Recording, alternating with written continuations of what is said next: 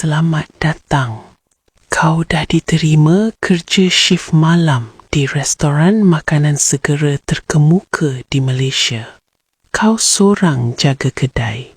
Yang larang pertama, jangan buka freezer tengah malam. Kalau mesin air hidup sendiri, jangan sentuh dan jangan ikut bunyi dia.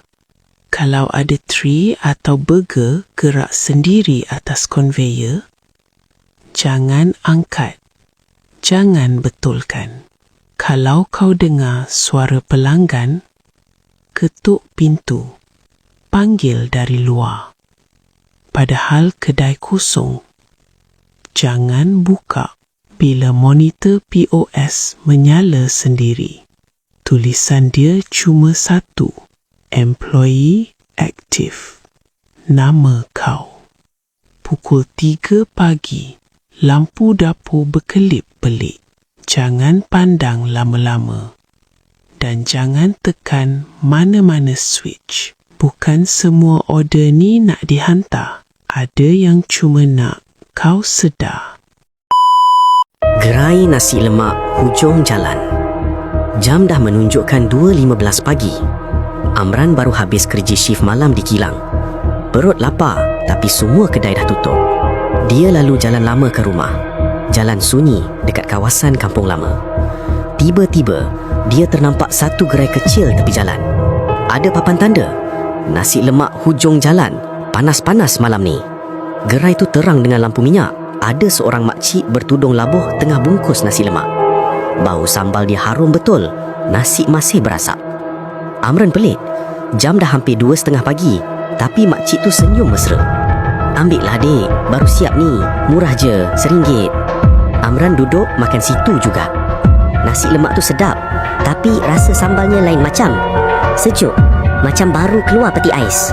Dia nak bayar, makcik tu dah tak ada. Gerai tu kosong tapi lampu masih menyala. Dia tinggalkan duit RM1 atas meja, terus balik.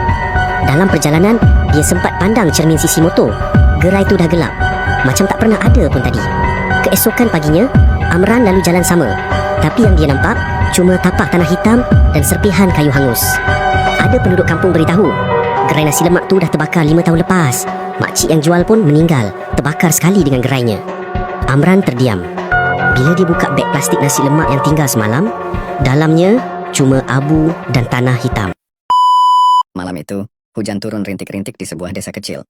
Udara dingin menusuk tulang, membuat jalanan sepi lebih awal dari biasanya. Bayu, seorang pemuda yang baru pulang kerja lembur, berjalan cepat menuju rumahnya. Lampu jalan yang redup membuat suasana semakin suram. Di sudut pertigaan yang biasanya sepi, Bayu melihat sebuah gerobak sate yang mengepulkan asap tipis. Itu aneh, karena ia tidak pernah melihat ada penjual sate di sana sebelumnya. Aroma daging panggang bercampur dengan bau arang yang menyala, menggoda perutnya yang kosong.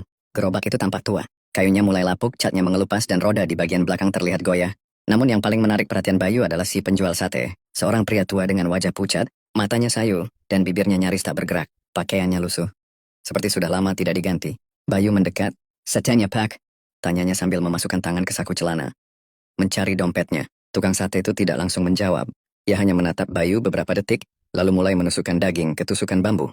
Tangannya bergerak lambat seolah-olah ia kelelahan atau tidak terbiasa melakukan ini. Bayu memperhatikan jari-jari pria itu yang pucat, hampir keabu-abuan. Saat sate mulai dibakar, Bayu merasa ada sesuatu yang aneh. Biasanya, bau sate akan langsung menggugah selera, tetapi kali ini berbeda. Ada aroma daging terbakar yang asing.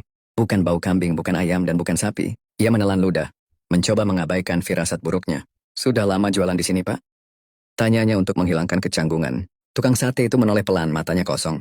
"Baru mulai." "Sejak kemarin," jawabnya dengan suara lirih. Bayu merasakan hawa dingin yang tiba-tiba menyelimutinya. Setelah beberapa menit, sate yang dipesannya matang. Tukang sate itu membungkusnya dengan kertas minyak yang sedikit kecoklatan dan menyerahkannya kepada Bayu. "Berapa, Pak?" tanya Bayu sambil mengeluarkan uang. Tukang sate itu menggeleng pelan. "Gratis, untuk pelanggan pertama." Bayu mengerutkan kening, tapi rasa lapar mengalahkan rasa curiganya. Ia menerima bungkusan itu dan bergegas pulang. Sesampainya di rumah, ia langsung mengambil piring dan membuka bungkusan sate. Dari dekat, ia kembali mencium bau yang aneh, namun ia mencoba mengabaikannya.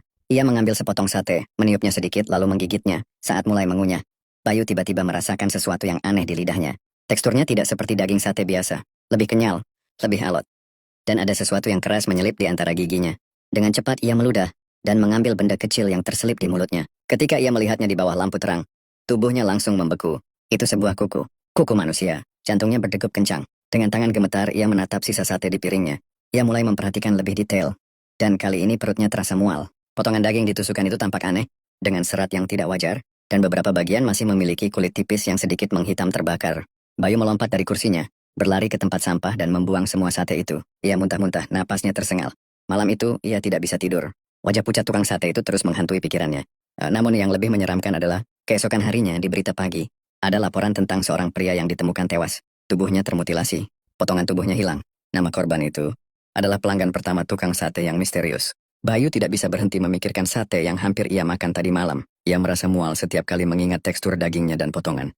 Menurut kalian, apa yang terjadi setelah ini? Kalau kalian ada di posisi dia, apa yang bakal kamu lakuin? Siapa sebenarnya tukang sate misterius itu? Dan, apakah Bayu akan selamat? Saksikan part 2 dari kisah menyeramkan ini sudah tayang di YouTube. Jangan sampai ketinggalan kelanjutannya karena kali ini, kisahnya lebih menyeramkan tukang sate. Kalian berani lanjut nonton? Klik link di bio TikTok dan tonton sekarang sebelum terlambat. Ingat, jangan nonton sendirian.